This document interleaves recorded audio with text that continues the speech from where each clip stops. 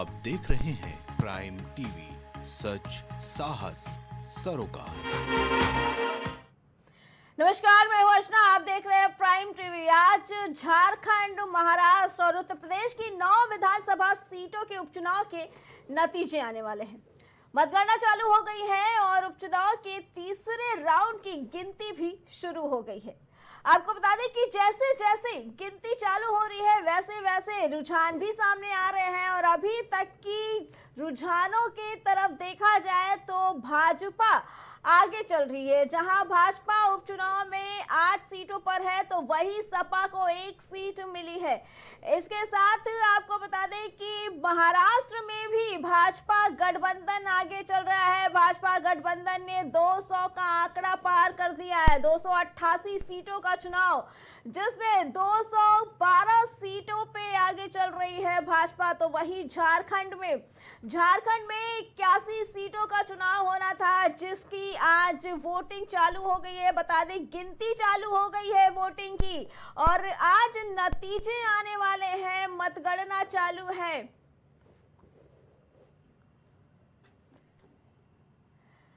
इसी पे आगे चर्चा करने के लिए हमारे साथ वरिष्ठ पत्रकार विनय तिवारी जुड़ चुके हैं। विनय जी, जैसे कि रुझान आ रहे हैं, हर जगह भाजपा ही नजर आ रही है। एक तरफ विपक्ष जहां तैयार था कि भाजपा को बिल्कुल जीतने नहीं देंगे, वही रुझानों में भाजपा हर जगह आगे चल रही है। क्या कहना है इसके बारे में? देखिए, जिस तरीके के एग्जिट पोल वगैरह आए थे और जिस तरीके से विपक्ष ने अपना एक नैरेटिव सेट किया था, वो कहीं जब काउंटिंग स्टार्ट हुई है, अभी करीब करीब 2 घंटे की काउंटिंग हो चुकी है और उसमें कहीं पे भी विपक्ष ठहरता हुआ नजर नहीं आ रहा। वो चाहे महाराष्ट्र हो या झारखंड हो या उत्तर प्रदेश हो, जहां पे और जगह पे जो उपचुनाव हो रहे हैं, हर जगह विपक्ष धराशायी हुआ है। विपक्ष के लिए सांत्वना की बात यही है कि जो 2 लोकसभा की सीटों का भी उपचुनाव हो रहा है, उन दोनों पे कांग्रेस लीड कर रही है। उसके अलावा विपक्ष के हाथ कुछ नहीं, अभी तक तो कुछ लगता नजर नहीं आ। जी विनय जी, और जो सबसे चौंकाने वाले नतीजे आ रहे हैं वो महाराष्ट्र से, क्योंकि महाराष्ट्र के पूरा भरोसा था इस बार इंडिया गठबंधन को कि हम ही चुनाव जीतेंगे। कांग्रेस को भरोसा था, गठबंधन को भरोसा था कि इस बार महाराष्ट्र में भाजपा खत्म हो जाएगी, लेकिन जो नतीजे आ रहे हैं वो बिल्कुल चौंकाने वाले। क्या लगता है कि ये कहीं ना कहीं योगी आदित्यनाथ का जादू तो नहीं? देखिए, इसको 3 पहलू में देखा जा सकता है। पहली चीज तो एक ये है कि महाराष्ट्र में विधानसभा के चुनाव के साथ साथ असली और नकली शिवसेना का भी चुनाव था और असली और नकली एनसीपी का। असली नकली नहीं कह सकते हैं, ये कह सकते हैं कि शरद पवार गुट और अजित पवार गुट की एनसीपी का चुनाव था और शिवसेना उद्धव गुट और एकनाथ शिंदे गुट शिवसेना, उसका चुनाव था। इन चुनावों में कहीं ना कहीं एकनाथ शिंदे उद्धव ठाकरे के ऊपर 21 साबित हुए हैं। वहीं शरद पवार, उनके भतीजे अजीत पवार, उन्होंने जो है अपने चाचा को जो है डिफीट दिया है। परिणाम सामने है कि महाराष्ट्र में एक सुनामी चल रही है एनडीए की, महायुति की, और सारे रिकॉर्ड तोड़ते हुए वहां पे भारतीय जनता पार्टी और उसके सहयोगी एक क्लीन स्वीप कर रहे हैं। और नो डाउट वहां पे योगी आदित्यनाथ का जो नारा था वो चला है। देखिए, हरियाणा, महाराष्ट्र, झारखंड या और कहीं पे भी उपचुनाव जो हो रहे हैं, उनमें 2 चीजें तो बिल्कुल साफ हैं कि जो लोकसभा चुनाव में जो विपक्ष ने एक नैरेटिव रखा था कि संविधान बदल देंगे, संविधान बदल देंगे, शायद कहीं ना कहीं उनका एक सेटबैक मिला था भारतीय जनता पार्टी और सहयोगियों को। वो अब नैरेटिव चल नहीं पा रहा है, जनता को समझ में आ गया है। अब एक नैरेटिव खाली योगी आदित्यनाथ का चल रहा है कि बटेंगे तो कटेंगे, उसी का एक प्रभाव है और नतीजा सबके सामने है कि 200 सीटें जीत चुकी है। लगभग 200 सीटों के आसपास चल रही है भारतीय जनता पार्टी और सहयोगी महाराष्ट्र। जी विनय जी, लेकिन जो इस बार के चुनाव और उपचुनाव में सबसे निराश कर रही है पार्टी, वो बसपा है। बसपा ना तो उत्तर प्रदेश में बढ़त मिली है, ना महाराष्ट्र में, ना झारखंड में। बसपा एक तरह से खो गई है। क्यों ऐसा? देखिए, 2022 का 2024 का अगर हम लोकसभा देखें तो उसमें जो दलित वोट थे वो कहीं ना कहीं इंडिया गठबंधन के पास भाजपा की अपेक्षा ज्यादा गए थे। परिणाम ये हुआ था कि भारतीय जनता पार्टी को सीटें जो है अपेक्षा से कम आई थी। लेकिन वही दलित वोट अब इस समय जो हरियाणा का चुनाव ले लीजिए या महाराष्ट्र या फिर झारखंड या जो उपचुनाव है वहां पे कहीं ना कहीं दलित वोट का जो है वो झुकाव एनडीए की तरफ है और उसका नतीजा भी सामने है। बसपा पिछले अगर 4 या 5 चुनाव की अगर बात करें तो उन 5 चुनाव में कहीं पे ठहरती हुई नजर नहीं आ रही थी। हाँ, एक चुनाव हुआ था जो सपा बसपा उत्तर प्रदेश में गठबंधन उन्होंने लोकसभा चुनाव लड़ा था 2019 में। वहां पे जरूर बसपा को 10 सीटें मिली थी, लेकिन उसके बाद वो गठबंधन टूटा और मायावती की जो पार्टी है वो फिलहाल अभी ऐसा कोई चमत्कार करते हुए नजर नहीं आ रही है। उत्तर प्रदेश में जिस तरीके की जो है आकलन किया जा रहा था उसके विपरीत यहाँ पर भी 7-2 से भारतीय जनता पार्टी लीड कर रही है। केवल करहल और सीसामऊ 2 ही जगह पर समाजवादी पार्टी लीड कर रही, बाकी हर जगह भारतीय जनता पार्टी आगे चल रही। जी विनय जी, क्योंकि उत्तर प्रदेश का जो उपचुनाव है उसमें सपा को पूरा भरोसा था कि इस बार भाजपा को बिल्कुल भी सीट नहीं मिलेगी, 9 सीटों पर सपा आएगी, लेकिन जो आंकड़े आ रहे हैं, जो नतीजे आ रहे हैं, ये सोचने वाली बात है कि कहां पे कमी रह गई सपा के अंदर। देखिए कमी तो जाहिर सी बात है पार्टी अपने स्तर पे देखेगी। अगर यही नतीजे, ये जो रुझान है, यही नतीजों में अगर तब्दील होते हैं जी, नो डाउट ये जो 9 सीटें थी वहां पे 5 सीटों में समाजवादी का डोमिनेंस था। वो चाहे फूलपुर हो, करहल हो, कटेहरी, कुदरकी, सीसामऊ, ये ऐसी विधानसभा सीटें थी जहां पे समाजवादी पार्टी का एक वर्चस्व टाइप का था, मुस्लिम बाहुल सीटें थी। लेकिन इसके बावजूद वहां पे समाजवादी पार्टी इस समय संघर्ष करती हुई नजर आ रही है। अब कांग्रेस ने यहाँ पे तो अपने कैंडिडेट उतारे नहीं, लेकिन सपोर्ट उनका था। अब क्या कैसे क्या हुआ, हमें जहां तक लगता है कि दलित वोटों का जो झुकाव जो लोकसभा में इंडिया गठबंधन की तरफ था वो कहीं ना कहीं भाजपा के पास चला गया। और जो योगी आदित्यनाथ का जो नारा है बटेंगे तो कटेंगे, उससे कहीं ना कहीं हिंदुओं में पोलराइजेशन हुआ है और उसका नतीजा है कि उत्तर प्रदेश में भाजपा 7-2 से आगे चल रही है। जी विनय जी, और वैसे तो अभी 3 राउंड ही पूरे हुए हैं, अभी तो काफी राउंड बाकी है, लेकिन जो मार्जिन नजर आ रहा है, जो नतीजे आ रहे हैं, काफी अंतर देखने को मिल रहा है। क्या लगता है कि इस पे सपा की तरफ से कोई सफाई दी जाएगी? क्योंकि अखिलेश यादव का साफ तौर पे कहना था कि इस बार के उपचुनाव में गड़बड़ी हुई है। हाँ, तो उनकी सफाई 2 दिन पहले से आ चुकी है। वो चाहे वो निर्वाचन आयोग को कटघरे में रख रहे हो या उत्तर प्रदेश जो प्रशासन है उसको कटघरे में खड़ा कर रहे हैं। अब ईवीएम का भी बाकी है, हो सकता है देर शाम तक ईवीएम के ऊपर भी सवाल उठ जाए। जी देखिए ये जो काउंटिंग चल रही है अभी, हालांकि 3 राउंड हैं, लेकिन इतना लगभग साफ नजर आ रहा है कि महाराष्ट्र में परिणाम बदलने नहीं जा रहे हैं। वहां पे महायुति सरकार बनाएगी, कंफर्टेबल उसको मेजॉरिटी मिल जाएगी। अभी वो 208 के आसपास उसके रुझान हैं, तो वहां पे उसको बहुमत, ऐसा कोई अप्रत्याशित खबर वहां पे अब नहीं आएगी। लेकिन राउंड की मतगणना में अगर 208 बड़ी अपडेट सामने आ रही है चुनाव को लेकर। महाराष्ट्र झारखंड में एक बड़ा उलटफेर देखने को मिल रहा है। रुझानों में महाराष्ट्र में एनडीए को बहुमत मिलता नजर आ रहा है। बता दें जो रुझान आ रहे हैं महाराष्ट्र के, उसमें बीजेपी को बढ़त मिलती नजर आ रही है। रुझानों में झारखंड में भी एनडीए को बहुमत मिलता आ रहा है। यूपी उपचुनाव में भी एनडीए को बड़ी बढ़त मिलती नजर आ रही है। ये बड़ी अपडेट सामने आ रही है कि महाराष्ट्र से लेकर झारखंड तक एनडीए को बढ़त मिलती नजर आ रही है। भाजपा गठबंधन को सीसामऊ में तीसरे राउंड की गिनती खत्म हो चुकी है। तीसरे राउंड में सपा के नसीम सोलंकी को 9,726 वोट मिले। इसके साथ ही आपको बता दें कि भाजपा के सुरेश अवस्थी को 9,765 वोट मिले हैं तीसरे राउंड में। तीसरे राउंड में भाजपा के सुरेश अवस्थी 39 वोट से आगे चल रहे हैं। बता दें कि सीसामऊ सीट पे तीसरे राउंड की गिनती खत्म हो गई है, जिसमें भाजपा प्रत्याशी को बता दें कि सपन के नसीम सोलंकी को 9,726 वोट मिले हैं, जबकि भाजपा प्रत्याशी को सुरेश अवस्थी को 9,765 वोट मिले हैं। इस तरीके से भाजपा प्रत्याशी सपा के प्रत्याशी से 39 वोटों से आगे चल रहे हैं। मैनपुरी में करहल में चौथे राउंड की गिनती खत्म हो चुकी है। मैनपुरी की करहल सीट पे चौथे राउंड की गिनती खत्म, जिसमें सपा आगे चल रही है। चौथे राउंड पे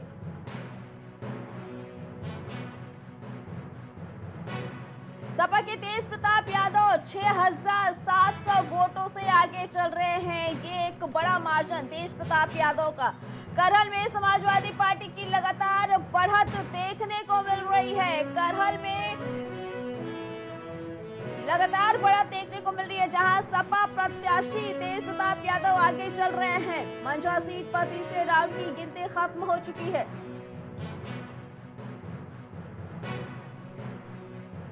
तीसरे राउंड में भाजपा की सुचिस्मिता मौर्य को 8,796 वोट मिले। इसके साथ सपा की डॉक्टर ज्योति बिंद को 5,755 वोट मिले हैं तीसरे राउंड में। ये तीसरे राउंड की गिनती, जहां बीजेपी प्रत्याशी 3,041 वोटों से आगे चल रही है सपा प्रत्याशी से। वहीं यूपी के गाजियाबाद सीट पर तीसरे राउंड की गिनती भी खत्म हो चुकी है। गाजियाबाद सीट पर भी तीसरे राउंड की गिनती खत्म हो चुकी है। तीसरे राउंड में भाजपा प्रत्याशी संजीव शर्मा आगे चल रहे हैं। तीसरे राउंड में भाजपा प्रत्याशी संजीव शर्मा को 13,627 वोट मिले हैं और वो आगे चल रहे हैं। सपा प्रत्याशी सिंह राज जाटव को 1,885 वोट ही मिले हैं। तीसरे राउंड की गिनती में भाजपा प्रत्याशी 11,742 वोटों से आगे चल रहे हैं। अभी तीसरे राउंड की गिनती समाप्त हुई है।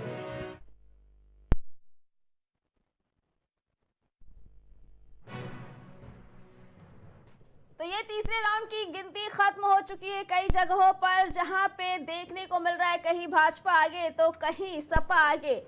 हम चर्चा कर रहे थे वरिष्ठ पत्रकार विनय तिवारी जी से। विनय जी, आपके पास फिर से आएंगे। हमारे पास साथ वरिष्ठ पत्रकार जुड़ चुके हैं।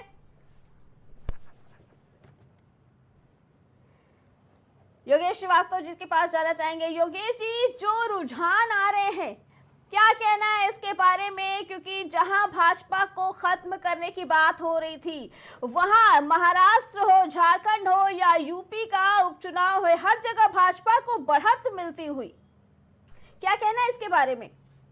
अर्चना जी, आपने कहावत सुनी होगी कि दूध का जला माठा फूंक फूंक के पीता है जी। तो लोकसभा चुनाव में जो एनडीए को झटका लगा, खासतौर से यूपी में जी, तो उसके बाद से जो ये 9 विधानसभा के उपचुनाव होने थे, इसको लेकर जो है एनडीए नेतृत्व ने पूरी तरह ठान लिया था कि जो लोकसभा चुनाव में जो उसकी जो नुकसान हुआ है वो इसकी भरपाई इन उपचुनाव में कर लेगा जी। और वैसा होता हुआ दिख रहा है, क्योंकि ये उपचुनाव बीजेपी में मुख्यमंत्री योगी आदित्यनाथ जी और सपा में अखिलेश यादव के चेहरे पे ही लड़े गए थे और पूरी शिद्दत से ये इन चुनावों में इन दोनों पार्टियों ने अपना पसीना बहाया।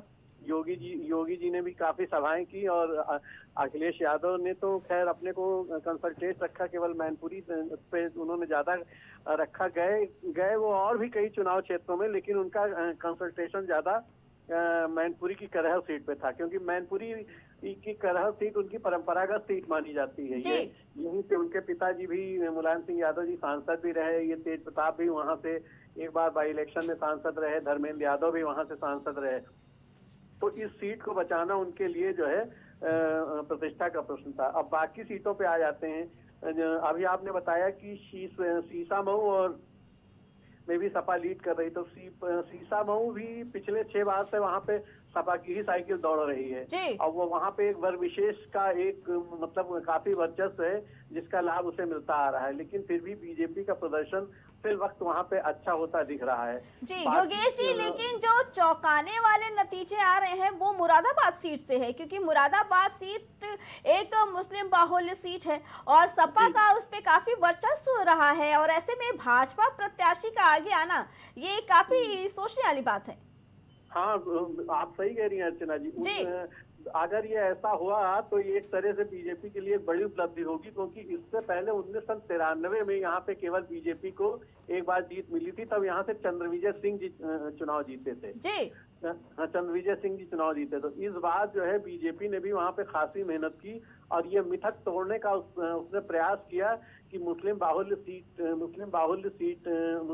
क्षेत्र में भी उसका कमल खिल सकता है। जैसे रामपुर में बाई इलेक्शन में, विधानसभा के उपचुनाव में और में उसने अपना कमल खिलाया। वहां पे मुस्लिम बाहुल्य सीट होने के बावजूद उसने साइकिल नहीं चलने दी और अपना कमल खिला के दिखा दिया उसने। जी विनय जी, हम आपके पास आना चाहेंगे। क्या लगता है कि जो मुरादाबाद के जो नतीजे हैं वो काफी चौंकाने वाले हैं, क्योंकि जिस जगह पे सपा का वर्चस्व रहा है ऐसी जगह पे भाजपा प्रत्याशी का आगे आना, हालांकि अभी तीसरे राउंड की गिनती ही खत्म हुई है, अभी गिनती बाकी है, लेकिन फिर भी भाजपा प्रत्याशी का आगे आना सपा के लिए काफी चिंताजनक बात है।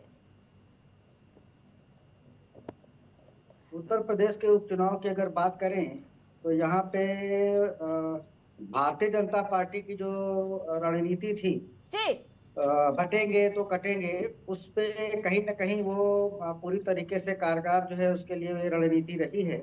और यहाँ पे हिंदू वोटों में एक पोलराइजेशन हुआ है, ध्रुवीकरण हुआ है, और अगर मुस्लिम वोटों को जहाँ एक तरफ जो है एक मुश्त जो है समाजवादी की तरफ जाता नजर आ रहा है, वहीं पे भारतीय जनता पार्टी ने ओबीसी और एससी में अच्छी सेंध मारी है। हालांकि पहले भी उसका ये वोट बैंक रहा है 2019 में, लेकिन 2024 में उसके हाथ से छिटका था।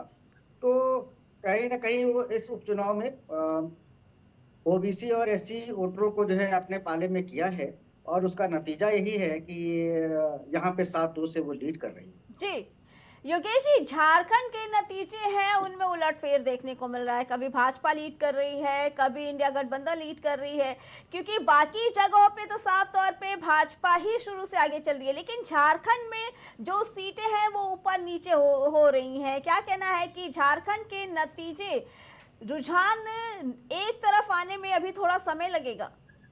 एक्चुअली अर्चना जी, मैं आपको बताऊं कि झारखंड में एक भ्रष्टाचार एक बड़ा मुद्दा था। तो जो वहाँ के जो सिटिंग चीफ मिनिस्टर है मिस्टर हेमंत सोरेन, उनके ऊपर, और वो इसी मामले में मनी लॉन्ड्रिंग वगैरह के मामले में उनको कई मुख्यमंत्री पद से इस्तीफा देना पड़ा, जेल जाना पड़ा, जेल से फिर वो लौट के आए, फिर उन्होंने शपथ ले ली। तो ये भ्रष्टाचार इतना बड़ा मुद्दा था कि बीजेपी ने उसी को इश्यू बनाया।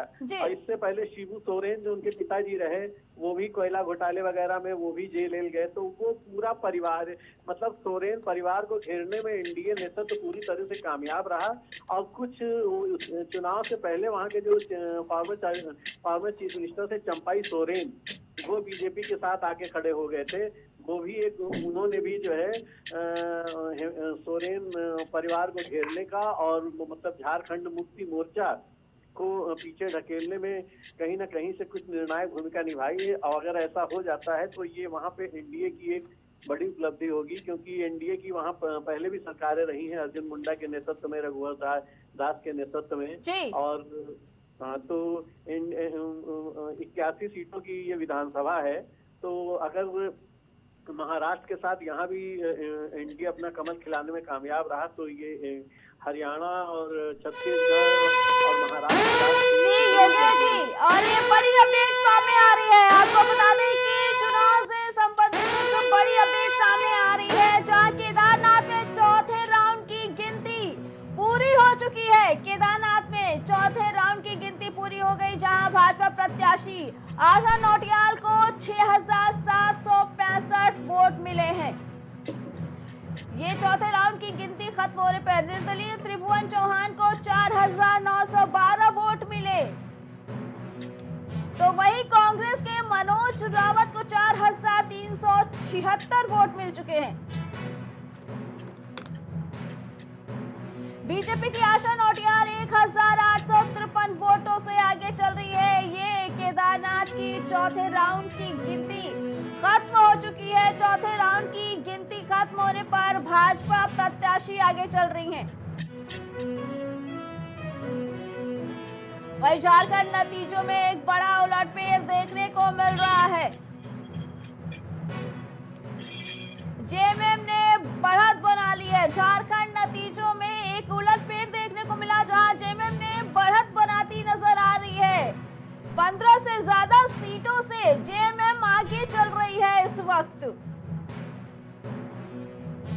काफी पीछे नजर आ रही है भाजपा। झारखंड नतीजों में अभी भाजपा पीछे नजर आ रही है। जहां महाराष्ट्र में बढ़त मिलती नजर आ रही, वहां झारखंड के नतीजों में ये उलटफेर देखने को मिला। जहां भाजपा पहले आगे चल रही थी, तो वहीं अब जेएमएम ने बढ़त बना ली है।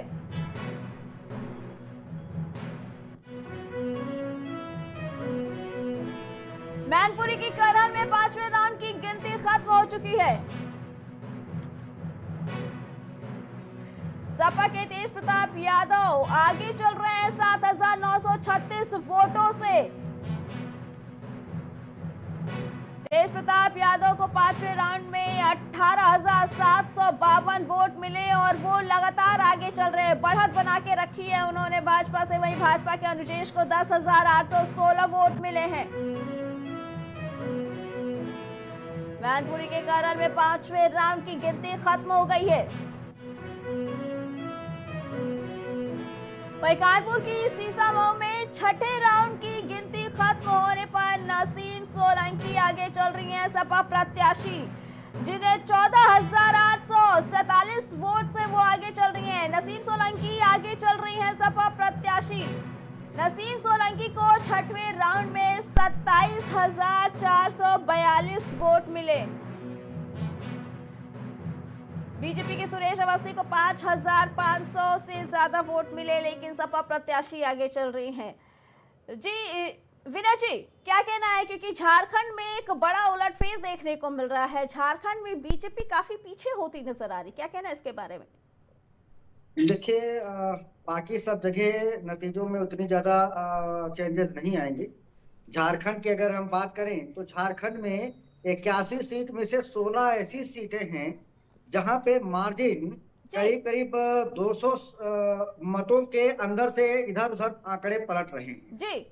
वैसे भी छोटा राज्य है वहां पे, और 16 सीटें वहां पे ऐसी हैं जहां पे नेट टू नेट लड़ाई है, और वो आखिरी राउंड तक हमें लगता है कि ये लड़ाई जाएगी इन 16 सीटों में जी। अब ये देखना पड़ेगा कि वहां पे कोई बहुत कंफर्टेबल मेजॉरिटी ना तो इंडिया, अगर इंडिया सरकार बना रहे, इंडिया गठबंधन अगर उसको मिल रहा है मेजॉरिटी, तो इतनी कंफर्टेबल नहीं होगी, और ना ही एनडीए को लग रहा है। वहां पे इस समय नेट टू नेट लड़ाई है, और वो आखिरी राउंड तक जाती हुई नजर आएगी। हम इतना जरूर कह सकते हैं कि अगर झारखंड में इंडिया की सरकार बनेगी या बनाए तो उसको एक कंफर्टेबल मेजॉरिटी चाहिए। ऐसा नहीं कि 41 अगर बहुमत का आंकड़ा है तो 42-43 पे जाके रुकती है, तो वो सरकार कितने दिन तक चलेगी, ये भी एक प्रश्न चिन्ह है।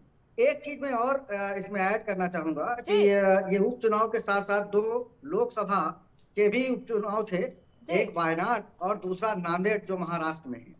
वायनाड से नो डाउट वो प्रियंका गांधी जो है लीड कर रही हैं, और वो जैसा कि अनुमान था, सब लोग कह भी रहे थे कि वो वहां से वो आसानी से जीत जाएंगी।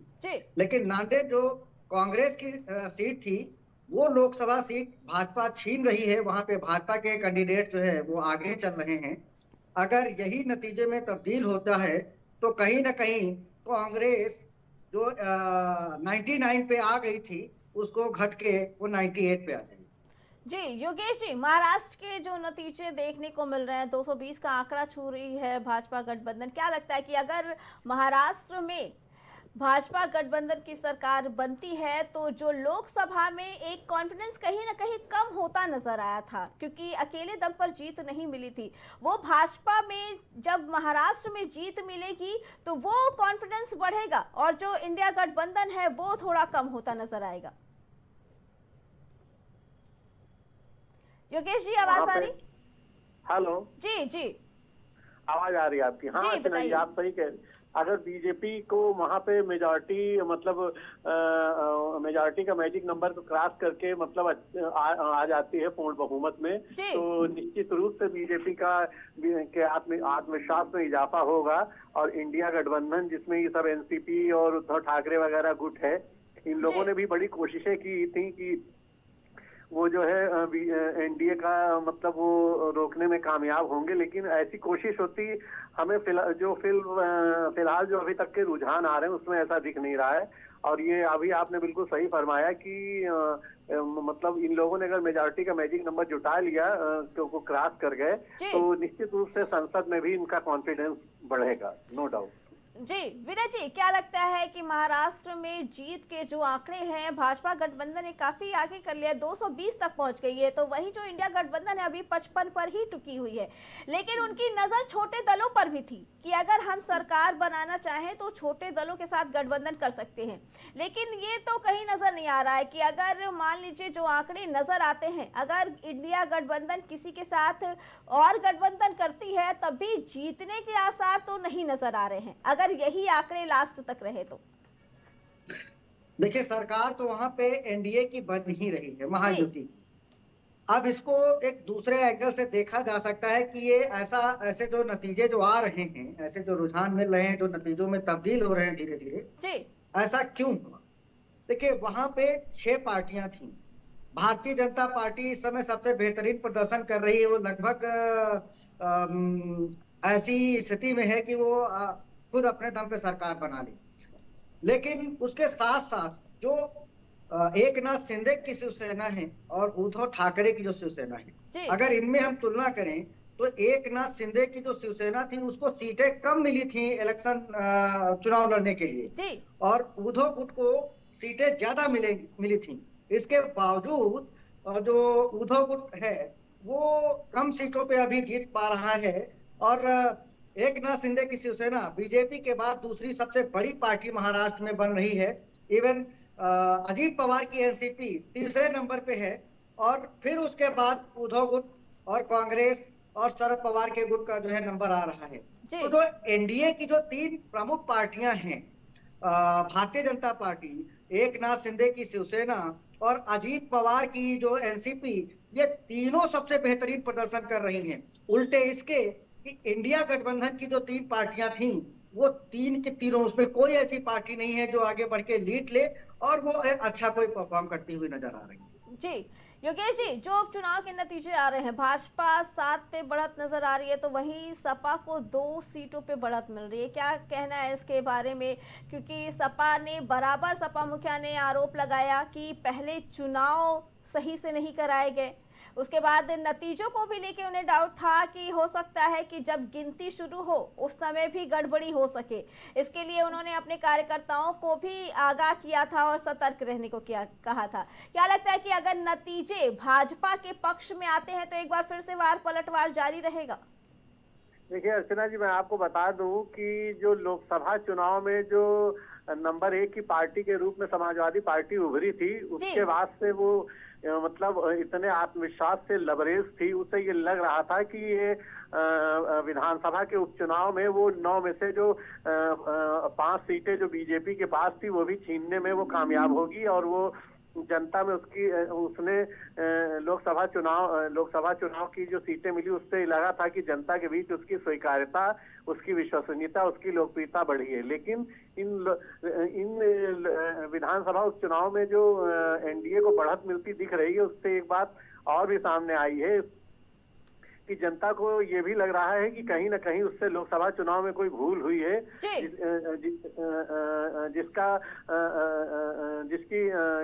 जिसमें उसने सुधार लाते हुए इस बार जो है बीजेपी को एनडीए को मौका दिया है, और इस बार मौका दिया है क्योंकि इन उपचुनावों के लिए पूरे एनडीए और इंडिया गठबंधन ने पूरा जोर लगा दिया था। और इंडिया गठबंधन में एक बार अगर सपा लूज कर रही तो उसकी एक वजह ये भी हो सकती है, जो इंडिया गठबंधन का एक मेजर पार्ट था कांग्रेस, उसके उन सीटों के बंटवारे को लेके ही दोनों दलों में खटास आ गई थी। उसने समाजवादी पार्टी ने उसकी मनमाफिक सीटें नहीं दी, इसलिए उसका कोई बड़ा नेता प्रचार में नहीं गया। उसके सारे नेता वायनाड और महाराष्ट्र में चले गए। सपा यहाँ पूरे अकेले दम पे ही सारी 9 सीटों पे लड़ती रही, जूझती रही।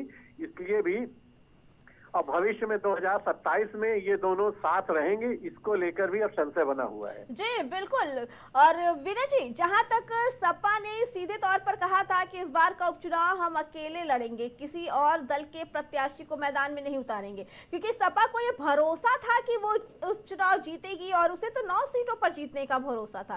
फिर कहाँ कमी रह गई सपा की तरफ से?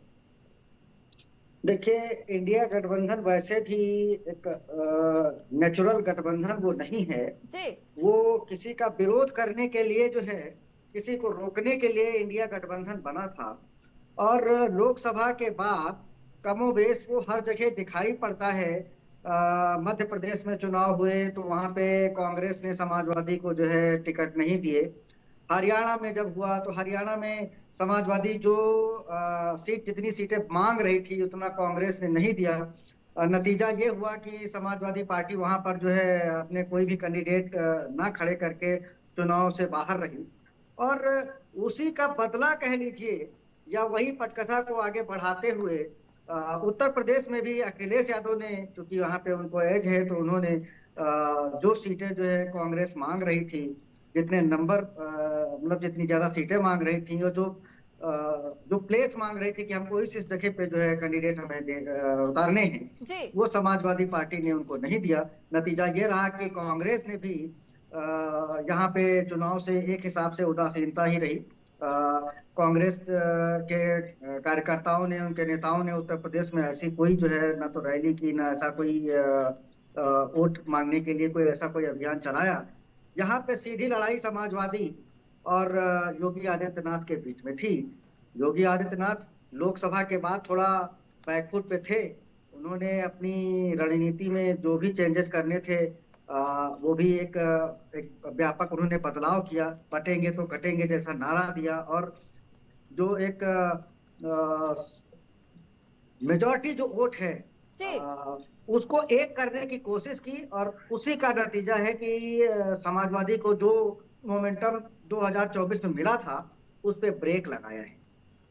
जी बिल्कुल। योगेश जी, पार्टियां लगातार ये आरोप लगाती है कि जनता को भरमाया जाता है, लेकिन पिछले कुछ समय से जो चुनाव हो रहे हैं और चुनाव के जो नतीजे आ रहे हैं, क्या लगता है कि जनता अपने दिमाग से ही काम कर रही है? क्योंकि जो उत्तर प्रदेश के जो लोकसभा चुनाव के नतीजे आए थे, भाजपा को भरोसा था 400 के पार, लेकिन गठबंधन में सरकार बनानी पड़ी। हरियाणा में पार्टी को भरोसा था कि कांग्रेस जीतेगी, इसीलिए आपके साथ गठबंधन नहीं किया, लेकिन नतीजे आए भाजपा के साथ। अब जो उत्तर प्रदेश के उपचुनाव हुए हैं, सपा को भरोसा था कि 9 सीटें हम जीतेंगे, जनता भाजपा को नहीं जिताएगी। नतीजे आ रहे हैं कि भाजपा बढ़त बना रही है। यही चीजें महाराष्ट्र में भी देखने को मिल रहा है। क्या लगता है कि जनता अब अपने मन से ही वोट देती है, किसी के बहकावे में नहीं आती? देखिए अर्चना जी, अभी आपने एक बात कही है कि जो भी पार्टी हारती है वो ये कहती है कि जनता की मतदाताओं को भरमाया गया, भरमा कर वोट लिए गए। ये आरोप लगाने में सत्तारूढ़ भारतीय जनता पार्टी भी पीछे नहीं है। उसने अयोध्या में जाके कहा, सूर्य प्रताप शाही जो कृषि मंत्री हैं उत्तर प्रदेश के, उन्होंने कहा कि यहाँ की जनता को भरमाया गया, ये किया और वो किया गया। मतलब बरगला के वोट हासिल किए और चुनाव जीत गए। और यही काम समाजवादी पार्टी भी कहती है कि उसने जो है कि जनता को जो भरमाया गया और जनता को छला गया, ये करके जो वोट हासिल करके बीजेपी ने सरकार बना ली। लेकिन हकीकत ये है कि अब जनता, मतदाता खुद ही इतना जागरूक हो गया है कि किसी को भरमाने की जरूरत नहीं है। जी बिल्कुल। सब अपने मतलब जिम्मेदारी, अपने दायित्वों के प्रति खुद ही इतने वो हैं। और बाकी विपक्ष के पास सरकार की खामियां गिनाने की लंबी फहरिस्त है, तो इधर सत्तारूढ़ भारतीय जनता पार्टी के पास भी गिनाने के लिए तमाम उपलब्धियां हैं, जिसको लेके जो है मतदाता अपने मताधिकार का निर्णय लेते हैं कि हमें किसको देना है, किसको नहीं देना है। जी विनय जी, सपा की तरफ से इस बार के उपचुनाव में कई मुद्दे उठाए गए हैं। सीसामऊ सीट को लेकर कि लोगों को डराया जा रहा है, पुलिस फोर्स इसीलिए रात भर गश्त कर रही है, भारी संख्या में जा रही है कि वोटर्स डर जाए। लाल कार्ड को भी मुद्दा बनाया गया, बुर्का को भी मुद्दा बनाया गया। क्या कहना है कि ये मुद्दे सारे धरे के धरे रह गए, या आज के नतीजों के बाद सपा फिर से दूसरा हथियार अपनाएगी? जी विनय जी, विपक्ष के पास सरकार खामियां गिनाने की तो इधर भारतीय जनता पार्टी के पास गिनाने के लिए तमाम उपलब्धियां हैं, तो देखे जो है मतदाता अपने मताधिकार का हमें तो देना है। जी विनय जी, जी योगेश जी, इस बार कई मुद्दे बनाए सपा की तरफ से उपचुनाव को लेकर, लाल कार्ड को लेकर, बुर्का को लेकर और साथ ही साथ पुलिस की गश्त को लेकर। इस बार तो पुलिस प्रशासन पे भी खूब सवाल उठाए। क्या लगता है कि अगर नतीजे भाजपा के पक्ष में आते हैं तो एक बार फिर सपा की तरफ से बड़े मुद्दे बनाए जाएंगे इन्हीं चीजों को लेकर? देखिए, कांग्रेस हो या समाजवादी पार्टी, आप जितने इंडिया गठबंधन को आप कह सकती हैं, ये लोग जब चुनाव अर्चना जी हारते हैं ना, तब इन लोगों का ये हार का ठीकरा जो है सीधे जो है ईवीएम पे ही फोड़ते हैं और यही कहते हैं कि पुलिस बल के जरिए मतदाताओं को वोट डालने से रोका गया, ये किया गया, वो मतलब एक मतलब फेस सेविंग के लिए ये तो एलिगेशन लगाना ही पड़ेगा ना अपनी हार के लिए। अपनी खामियां नहीं देखना चाहेंगे, लेकिन बस यही है कि हार का ठीकरा जो है अब वो उसी को इशू बना देंगे कि मुस्लिम बाहुल्य क्षेत्र में मतदाताओं को निकलने नहीं दिया गया या मतलब फर्जी वोट डलवाए गए, ये करने के लिए। लेकिन ऐसा नहीं है, चुनाव आयोग ने पूरी इस बार जो है निष्पक्षता और उसके साथ चुनाव संपन्न कराए। हाल ही में देखिए अभी 9 पुलिस कर्मियों को सस्पेंड भी किया गया है। तो इसलिए चुनाव आयोग की कार्यशैली पे या ईवीएम पे अगर हार का ठीकरा फोड़ा जाता है तो ये पूरी तरह से बेईमानी है। जनता अब खुद ही इतनी जागरूक हो गई है और बाकी बटेंगे कटेंगे और इसके बाद जुड़ेंगे तो लूटेंगे, इस तरह के नारों ने भी कहीं ना कहीं से मतदाताओं को प्रभावित करने का काम किया है। क्योंकि मतदाताओं ने भी पिछले 7 साल में योगी आदित्यनाथ जी का कार्यकाल देखा है, उससे पहले भी जो तत्कालीन सपा की सरकारों का जो कार्यकाल रहा है वो भी सबके सामने है। तो उसके कंपैरिजन में कहीं ना कहीं से मतदाता जब पोलिंग बूथ तक पहुंचता है तो मतलब एक ये भी मतलब दोनों को के कंपैरिजन में तो वो भी एक मतलब एक निर्णायक भूमिका में होता है। जी योगेश जी, भाजपा मुख्यालय पे तो जलेबियां भी बनना शुरू हो गई थी सुबह से ही। जैसे ही काउंटिंग चालू हुई थी, नतीजे आने चालू हुए थे, वैसे जलेबियां भी बनना शुरू हो गई थी। क्या कहना है इसके बारे में, क्योंकि भाजपा पहले से आश्वस्त लग रही थी जीत को लेकर? हाँ, जलेबियां तो एक्चुअली ये तो वहां से जो चली थी लोकसभा चुनाव में, जो वहां से राजस्थान चुनाव से जो जलेबियों वाला चला था, तो चला था वही, उसी को कांग्रेस को चिढ़ाने के लिए बीजेपी ने ये जलेबी वाला किया है। क्योंकि राहुल गांधी जब वहाँ हरियाणा में भी खूब जलेबियां बनी थी, पहले इंडिया गठबंधन हरियाणा में भी खूब जलेबियां बनी थी। पहले कांग्रेस की तरफ से बनी थी, फिर बाद में भाजपा, और आज भी सुबह से जलेबियां बन रही हैं। हाँ, चुनाव के दौरान जो बातों में और चुनावी नारों की जो जलेबी जनता को दिखाई गई वो अब खिलाई भी जा रही है, यही समझ लीजिए। जी विनय जी, जी विनय जी, जो रुझान आ रहे हैं उत्तर प्रदेश के उपचुनाव को लेकर, क्या लगता है कि एक बार फिर सपा मुख्य वार पलटवार के लिए तैयार रहेंगे? हार का ठीकरा फोड़ने के लिए तैयार रहेंगे? अगर जो रुझान आ रहे हैं, जो नतीजे दिख रहे हैं, अगर यही रिजल्ट आया तो क्या लगता है अखिलेश यादव एक बार फिर वार पलटवार के लिए जारी रहेंगे? देखिए, जिस दिन मतदान हो रहा था जी, उसी के एक दिन पहले से उन्होंने जो है शासन प्रशासन निर्वाचन आयोग और इन पे सब पे निशाना साधना शुरू कर दिया था। उनको शायद ग्राउंड लेवल की जानकारी हो गई थी जो है कि हवा का रुख किस तरफ है। उनका जो ये एक आरोप था निर्वाचन आयोग पे कि जो मुसलमान खासकर हैं, उनको जो है वोट डालने के लिए कुछ व्यवधान उत्पन्न कर रहे हैं शासन प्रशासन। अगर ऐसा होता तो सीसामऊ में वो समाजवादी पार्टी लीड न ले पा रही होती। तो ये तो खैर बेतुकी बातें हैं। एक स्वस्थ लोकतंत्र में ये एक अच्छी परंपरा यही होनी चाहिए, नतीजे कुछ भी हों उसको एक बड़ा दिल दिखाते हुए आगे बढ़ के उनको जनता के जो आशीर्वाद, जो जनता ने आशीर्वाद जो दिया है उसको जो है आगे बढ़ के सर माथे लेना चाहिए और देखना चाहिए कि कहाँ पे क्या कमियां रही, क्या चूक हुई और उसको लेके अगले इलेक्शन की तैयारी करनी चाहिए। लेकिन पिछले कुछ समय से ये ट्रेंड ऐसा देखा जा रहा है कि अगर विपक्ष चुनाव जीत जाता है तो सब कुछ सही है और अगर कहीं उसके मन माफिक नतीजे नहीं आते हैं तो उस हार का ठीकरा जो है वो निर्वाचन आयोग हो या संवैधानिक और संस्थाएं हैं उनके ऊपर वो फोड़ते हैं। ये हमारे हिसाब से एक स्वस्थ लोकतंत्र के लिए ये परंपरा ठीक नहीं है जो बढ़ती जा रही है। जी योगेश जी, झारखंड के जो रुझान आ रहे हैं नतीजे, उसमें भाजपा काफी पीछे नजर आ रही है। क्या वजह है इसकी कि बाकी जगहों पर भाजपा के अच्छे नतीजे आ रहे हैं, वहीं झारखंड में इतनी ज्यादा पीछे? एक्चुअली अर्चना जी, मैं आपको बताऊं, झारखंड में अभी इलेक्शन अनाउंस होने से पहले वहाँ के जो चीफ मिनिस्टर है मिस्टर हेमंत सोरेन, उन्होंने कई ऐसी महिलाओं के लिए और लड़कियों के लिए, बाकी वहाँ की मतलब ऐसी कई कल्याणकारी योजनाओं की घोषणाएं की जिससे बीजेपी ने अपनी आपत्ति भी दर्ज कराई थी। लेकिन चूंकि चुनाव घोषित नहीं हुए थे इसलिए वो आचार संहिता की श्रेणी में नहीं आ पाए। तो कहीं ना कहीं से एक वो भी मतदाताओं को प्रभावित करने में वो जो है चुनावी रेवड़ी जो है मतलब कारगर साबित हुई है। और अभी तो कई राउंड बाकी होंगे, अभी शाम तक हम लोग वेट करें तो हो सकता है कि हंग असेंबली की भी स्थिति बन सकती है या हो सकता है कि मेजॉरिटी के करीब भी। वरना तो बीजेपी ने कही रखा है कि अगर हमको मेजॉरिटी का मैजिक नंबर नहीं मिलता है तो हम कोई जोड़ तोड़ नहीं करेंगे, कोई हॉर्स ट्रेडिंग नहीं करेंगे, हम विपक्ष में बैठेंगे।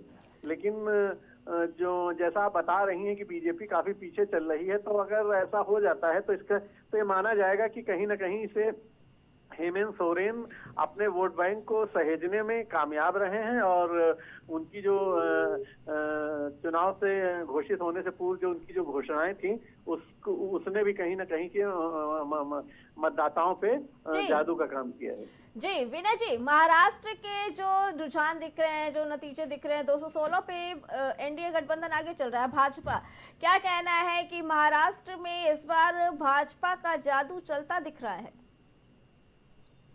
वहां पे जादू नहीं, वहां तो सुनामी है भारतीय जनता पार्टी और उनके सहयोगियों की वजह। और जिस तरीके से एक सोचा जा रहा था कि कोई एक सिंपैथी वोट हो सकता है उद्धव ठाकरे को मिले, जैसा इंडिया गठबंधन सोच रहा था, लेकिन वो चीजें नहीं हुई। जनता ने अपना एक क्लियर मैंडेट दिया है और कहीं ना कहीं जनता ने ये चीज देखा है कि जो हमने जनादेश दिया था पिछले विधानसभा चुनाव में भारतीय जनता पार्टी और शिवसेना को, तो वहां पे शिवसेना ने जो है उस जनादेश को जो है तोड़कर और कांग्रेस और एनसीपी के साथ जाकर उन्होंने मुख्यमंत्री पद लेके जो है सरकार बनाई थी। तो कहीं ना कहीं उस चीज का रोष दिखाई पड़ रहा है जनता में और नतीजा सामने है कि वहां पे लैंडस्लाइड जो है विक्ट्री की तरफ जो है एनडीए गठबंधन बढ़ रहा है और बहुत कंफर्टेबली वहां पे सरकार बनाएगा। जी योगेश जी, क्या लगता है कि जो महाराष्ट्र के नतीजे आ रहे हैं, क्या उसमें कुछ फेर बदल हो सकता है?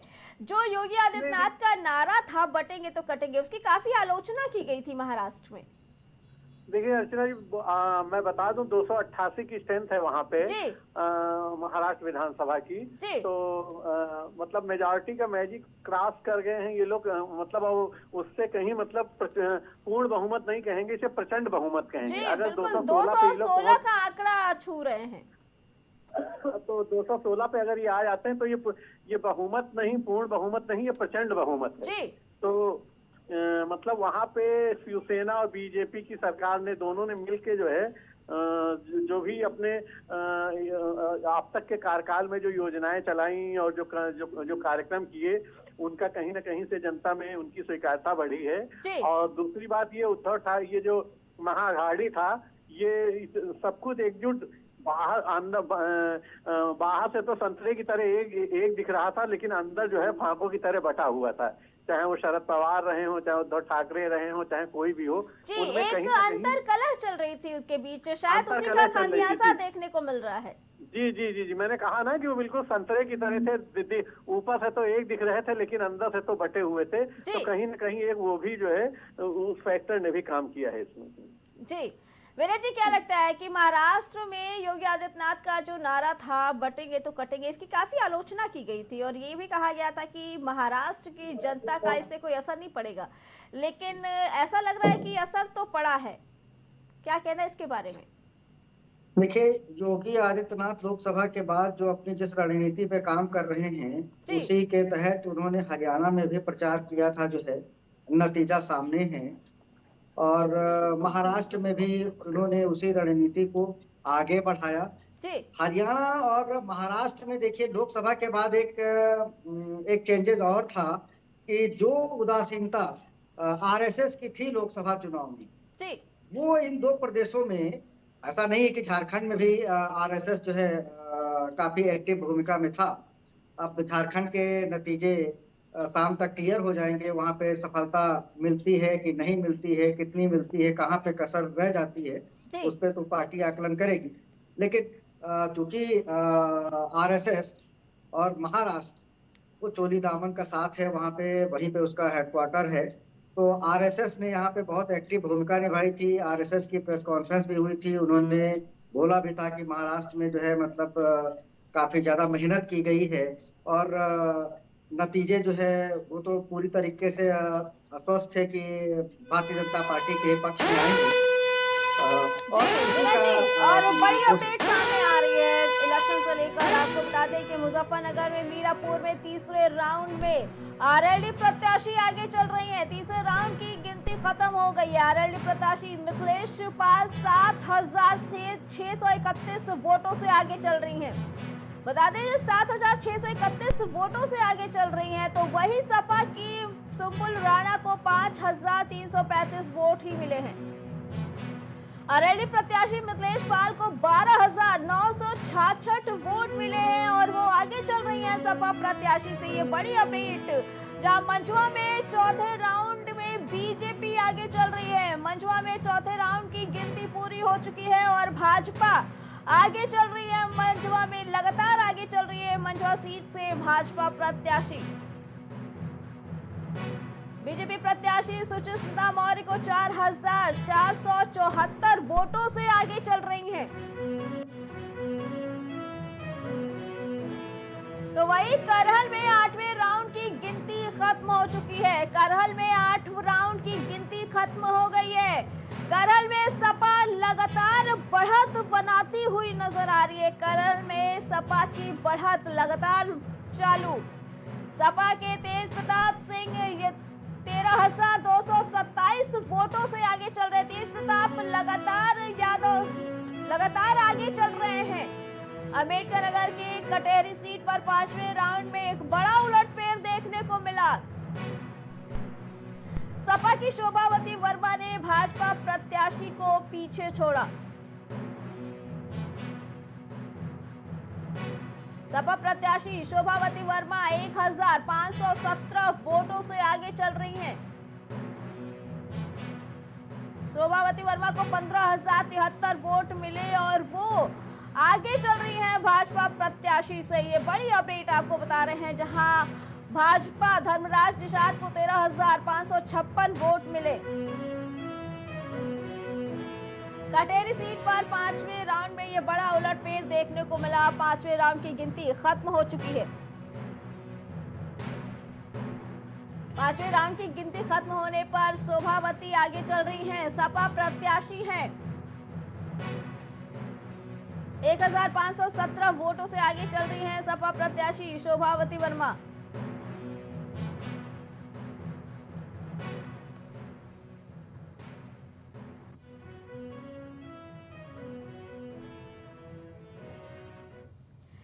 जी योगेश जी, और तेज प्रताप लगातार आगे चल रहे हैं अपनी सीट से, क्या कहना है इसके बारे में? क्योंकि उनके आंकड़ों में एक बार भी उलटफेर देखने को नहीं मिला, वो लगातार आगे ही चल रहे हैं। योगेश जी आवाज आ रही? हेलो, हाँ आ रही जी है। जी बताइए। मैंने आपसे पहले भी कहा था डिबेट में शुरुआत में ही कि समाजवादी पार्टी जो है मैनपुरी जो है समाजवादी पार्टी का गढ़ माना जाता है। बीजेपी केवल यहाँ से 22 साल पहले 2002 में जीती थी। सोबरम सिंह यादव यहाँ से बीजेपी से जीते थे। उसके बाद से बीजेपी का यहाँ कभी खाता नहीं खुला। 22 साल पहले एक बार यहाँ पे कमल खिला था, तब सोबरम। उसके बाद से अब इटावा सफाई और मैनपुरी से मैनपुरी की दूरी केवल 22 किलोमीटर है। तो ये मतलब समाजवादी पार्टी का गढ़ माना जाता है ये। अब मुलायम सिंह जी भी यहीं से सांसद रहे, धर्मेंद्र यादव रहे, तेज प्रताप यादव जो इस समय कैंडिडेट हैं करहल से, वो भी यहीं से चुनाव जीते। डिम्पल यादव भी मुलायम सिंह जी के निधन के बाद वहीं से बाई इलेक्शन जीती। और ये लड़ाई मतलब सपा भाजपा के अलावा यहाँ फूफा और भतीजे की भी लड़ाई थी, दो दामादों की लड़ाई थी। मुलायम और लालू के दामादों की दोनों की लड़ाई थी।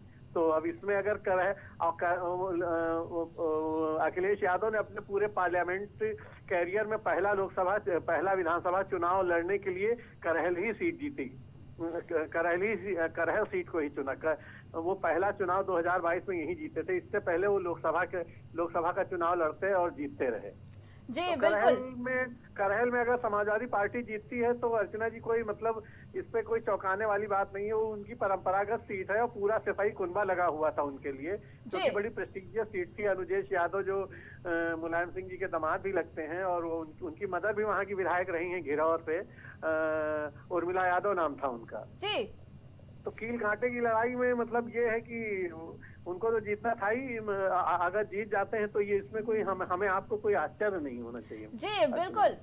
विनय जी, जहां मैनपुरी में लगातार सपा ने आगे बढ़त बना के रखी है, वहीं पे मुरादाबाद सीट से बीजेपी का आगे चलना ये काफी चौंकाने वाला मामला है। अगर बीजेपी को जीत मिलती है मुरादाबाद की सीट से, तो क्या ये सपा के लिए बहुत बड़ी नाकामी होगी?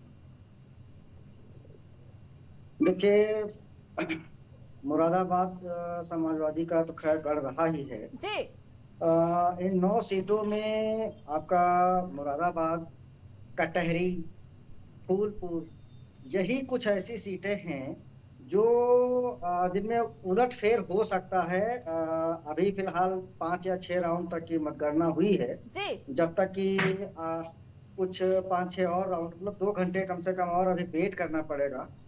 बाकी जो सीटें हैं उन पे लगभग चीजें क्लियर हैं। सीसामऊ अब वो वन साइडेड होता जा रहा है। करहल चूंकि उनकी परंपरागत सीट है वो वन साइडेड होता जा रहा है। गाजियाबाद वो भाजपा का गढ़ था। तो कुछ सारी सीटें तो क्लियर हैं, लेकिन ये जो 3 सीटें हैं इन पे हमें लगता है 2 घंटे तक वेट करना पड़ेगा। और यहाँ पे ऊंट किस करवट बैठेगा, अभी 2 घंटे बाद कुछ पिक्चर क्लियर होगा। जी, अभी 11 बजने वाला है, 1 बजे तक चीजें क्लियर हो पाएंगी। योगेश जी, विनय जी, आप लोग का बहुत बहुत धन्यवाद। धन्यवाद। महाराष्ट्र, झारखंड के साथ साथ उत्तर प्रदेश की 9 सीटों पर उपचुनाव है और आज नतीजे आ रहे हैं। जिस तरीके से रुझान देखने को मिल रहा है, भाजपा ने महाराष्ट्र में बढ़त बना रखी है, तो वहीं भाजपा ने उपचुनाव में भी बढ़त बनाई हुई है। और अब देखना ये है कि इस बार किसके दाव साख पे बची रहती है। बता दें कि इस बार के उपचुनाव में ये बड़ी अपडेट सामने, आपको बता दें कि इस बार योगी आदित्यनाथ और सपा मुखिया अखिलेश यादव की टक्कर मानी जा रही थी, तो वहीं महाराष्ट्र में खाता खोलती नजर आई समाजवादी पार्टी। 2 सीटों पर सपा प्रत्याशी आगे चल रहे हैं। महाराष्ट्र में ये बड़ी अपडेट प्रत्याशी के लिए मान खुर्द शिवाजी, कद्दावर नेता नवाब मलिक चल रहे हैं पीछे। भिवंडी सीट से सपा नेता रईस कसम शेख आगे चल रहे हैं। शिवसेना गुट से संतोष शेट्टी पीछे। ये बड़ी खबर सपा के लिए, जहां महाराष्ट्र में सपा ने सीटें खोली। 2 सीटों पर समाजवादी पार्टी के प्रत्याशी आगे चल रहे हैं। मान खुर्द शिवाजी नगर से अबू आजमी आगे चल रहे हैं, तो वही कद्दावर नेता नवाब मलिक वहीं से पीछे चल रहे हैं। इसके साथ आपको बता दें कि सपा नेता रईस कसम शेख भिवंडी सीट से आगे चल रहे हैं। शिवसेना गुट के संतोष शेट्टी पीछे चल रहे हैं। करहल में 9वें राउंड की गिनती खत्म हो चुकी है। 9वें राउंड की गिनती खत्म होने पर करहल में सपा ने लगातार बढ़त बनाए रखी है अपनी।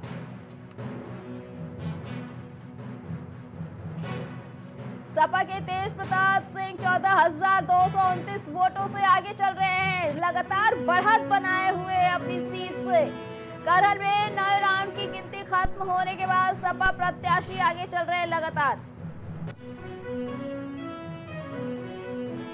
वहीं सीसामऊ में 9 राउंड के परिणाम बता दें कि 9 राउंड की गिनती खत्म हो चुकी है। सीसामऊ सीट पर भी सपा प्रत्याशी नसीम सोलंकी को 46,1100 वोट मिले हैं। बता दें 46,011 वोट मिले हैं। भाजपा प्रत्याशी सुरेश अवस्थी को 15,317 वोट मिले हैं। निर्णायक बढ़त की ओर नसीम सोलंकी। ये बड़ी अपडेट आपको बता रहे हैं, जहां सीसामऊ में 9वें राउंड की गिनती खत्म हो चुकी है और 9वें राउंड की गिनती खत्म होने के बाद परिणाम आए कि नसीम सोलंकी को 46,011 वोट मिले हैं। नसीम सोलंकी को 46,011 वोट मिले हैं और वहीं भाजपा प्रत्याशी सुरेश अवस्थी को 15,317 वोट मिले। अखिलेश यादव अपने घर पर मौजूद। ये बड़ी अपडेट, जहां आज अखिलेश यादव अपने घर पर मौजूद फाइनल रिजल्ट का इंतजार कर रहे हैं। आंकड़ों पे नजर बनाए हुए अखिलेश यादव और फाइनल रिजल्ट का इंतजार करते हुए थोड़ी देर में सपा दफ्तर पहुंच सकते हैं अखिलेश यादव। बता दें अखिलेश यादव को फाइनल रिजल्ट का इंतजार, थोड़ी देर में अपने दफ्तर भी पहुंच सकते हैं। फिलहाल अखिलेश यादव अपने घर पर मौजूद और आंकड़ों पे नजर बनाए हुए हैं, लेकिन फाइनल रिजल्ट का इंतजार अखिलेश यादव का। दादे थोड़ी देर में वो अपने दफ्तर भी पहुंच सकते हैं। अखिलेश यादव सपा के दफ्तर पहुंच सकते हैं। अखिलेश यादव फिलहाल अपने घर पे मौजूद और आंकड़ों पे नजर बनाए हुए और फाइनल रिजल्ट का इंतजार अखिलेश यादव को।